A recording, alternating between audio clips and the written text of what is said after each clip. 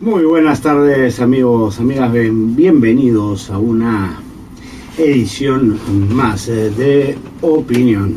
Hoy martes 7 de mayo ya empieza a avanzar sin cesar el quinto mes del año. Estoy con Nicolás Salazar. ¿Cómo estás, Nicolás? Hola, Juan Carlos. Amigos, ¿cómo les va? Bienvenidos a una nueva edición de Opinión aquí en Radio San Borja. Avanza el año, avanza la hora, ¿no? Sí. Y avanzan las investigaciones, por cierto, sobre lo ocurrido en Quiteni, ¿no? Ayer comentábamos que habían ciertas dudas. Hoy una de las personas heridas ha señalado que no hubo disparos del lado civil, digamos, ¿no? Lo que da cuenta, pues, de un hecho que debe definitivamente investigarse, esclarecerse, ¿no? Aunque siempre haciendo la salvedad, Juan Carlos, que se trata de una zona, pues, de emergencia, ¿no? Y una zona muy difícil. El hecho ocurrió muy de noche y también hay la posibilidad, pues, que haya infiltrados, ¿no?, dentro de este vehículo. Sí, es la posibilidad. Hay uno que tiene antecedentes por terrorismo ya por mediados de la década de los 80, año 84, si no me equivoco. Pero eso no quita que si hubo un exceso de las Fuerzas Armadas, que es lo que se teme, tenga que ser investigado y eventualmente castigado, ¿no? Por lo menos así ya lo ha adelantado el fiscal de la Nación, el doctor Peláez Bardales, ¿no?, que ha dicho que esto se va a investigar hasta las últimas consecuencias, porque la cosa, digamos que no le cuadra, ¿no? Hay muchos vacíos, muchas incongruencias, muchos cabos sueltos. Y lo que sí no me gusta, y eso voy a ser sincero, es la actitud del jefe del comando conjunto. ¿Y por qué? Porque está negando a priori esa posibilidad, y él no ha estado ahí, ¿no? Él recibe informes y podría por lo menos decir, bueno, sí, vamos a investigar, ¿no? Bueno, él está asegurando de manera fehaciente de que del vehículo hubo disparos que finalmente fueron respondidos por las Fuerzas Armadas. Incluso ha llegado a decir, si los soldados hubieran querido matar a la gente, todos estarían muertos. Bueno, sí, seguramente, ¿no? Bueno, no me parece la forma de responder, ¿no?, cuando hay tantas dudas. Bueno, está defendiendo a su gente, y esto, lo cual por supuesto no quiere decir que al señalarlo quiere decir que esté de acuerdo, pero me hace mucho acordar a los operativos en la guerra que sufrimos, ¿no? Se realizaban operativos, se cometían excesos y luego, pues, hubo un distanciamiento, digamos, de la sociedad con las Fuerzas Armadas. Exactamente, ¿no? Debíamos haber aprendido esa relación errónea que se dio al inicio del terrorismo para evitar que se repita, porque si se repite no hemos aprendido nada, y eso sí sería un grave error, ¿no? Después de casi 25 años de guerra sangrienta, no haber aprendido la lección.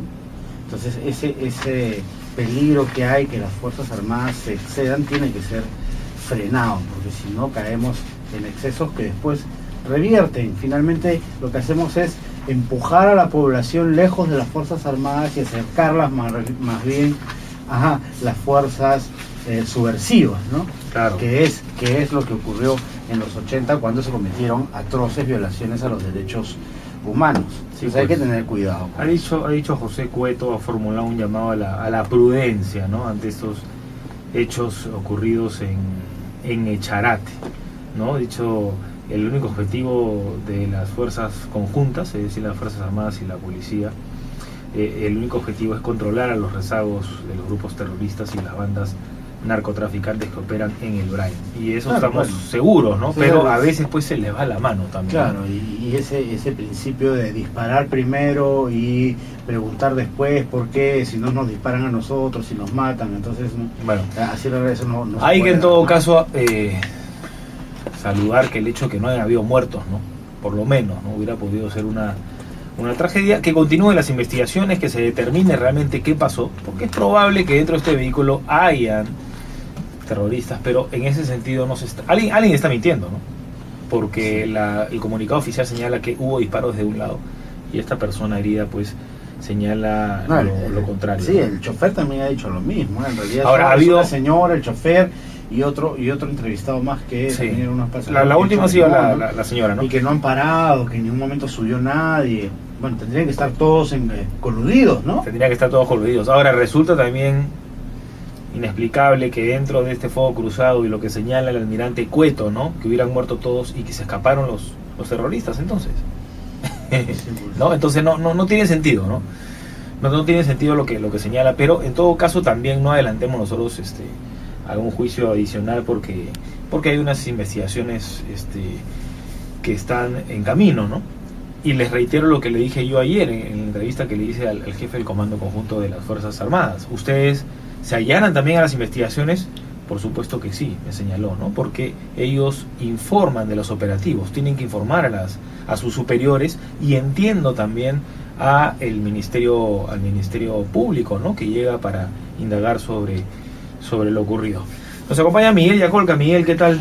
¿Qué tal? ¿Cómo estás, Juan Carlos? Nicolás, ¿qué tal? ¿Cómo están? Bueno, Javier Díaz Canseco finalmente fue homenajeado, ¿no? Sobre todo en los exteriores del Partido Socialista Peruano, y la verdad es que ha recibido bastantes adeptos, ¿no? En su paso por el centro. Sí, incluso han venido hasta del extranjero, ¿no? De algunos sindicatos, algunas bases sociales desde fuera, ¿no? Tal vez una de las complicaciones en la política sea mantener una aceptable reputación, cuanto menos en un grupo importante de seguidores, ¿no? Y creo que eso finalmente ha sido Javier Díaz Canseco, ¿no? Alguien que es reconocido por todas las sendas políticas, por sus más feroces detractores, como son pues los representantes de lo que él llamaba la derecha peruana, él es un representante de la izquierda, y ha reconocido pues la perseverancia de sus ideales, y sobre todo el pertenecer a un partido siendo su condición económica distinta a la que por lo generalmente están defendiendo los partidos de izquierda, claro, ¿no? Bueno, Javier Díaz Canseco, la familia de Canseco es de dinero, ¿no? Y él, digamos, prefirió ir por un camino más precario, digamos, en el sentido económico, ¿no? Y defender sus ideales, y lo hizo hasta el final, ¿no? Yo sé que hay críticas de uno u otro lado, porque últimamente en este país y en las redes sociales están buscando las excusas para pelearse, ¿no? Que derecha, que izquierda, que por qué no se respeta el luto, que por qué sí, que fue así, que fue así, que no debió ser sancionado, en fin. Pero lo que sí se puede decir es que fue consecuente con sus ideas y en fin, ¿no? Yo creo que no deberían mezclarse las cosas. La familia decidió no ser homenajeado dentro del Parlamento, o que la Capilla Ardiente no estuviera en el juego de los pasos perdidos, como ocurrió, por ejemplo, con Armando Villanueva, ¿no? Que eso fue una orden que él dio, ¿no? Cuando ya estaba... Bueno, él quedó muy resentido, ¿no? Por cierto, al final el Congreso no pudo hacer nada, o mejor dicho, apeló esta orden del Poder Judicial de retirarle la sanción, ¿no? Porque iba contra su propio reglamento, ¿no? Sí, pues esa es la discusión que hay. Hoy día el presidente del Poder Judicial ha dicho pues que se tienen que respetar los fueros, que esto todavía está en proceso de apelación y que hasta el momento no hay un conflicto, digamos, institucional, ¿no? Tanto el Poder Ejecutivo, el Poder Legislativo como el Poder Judicial, ¿no?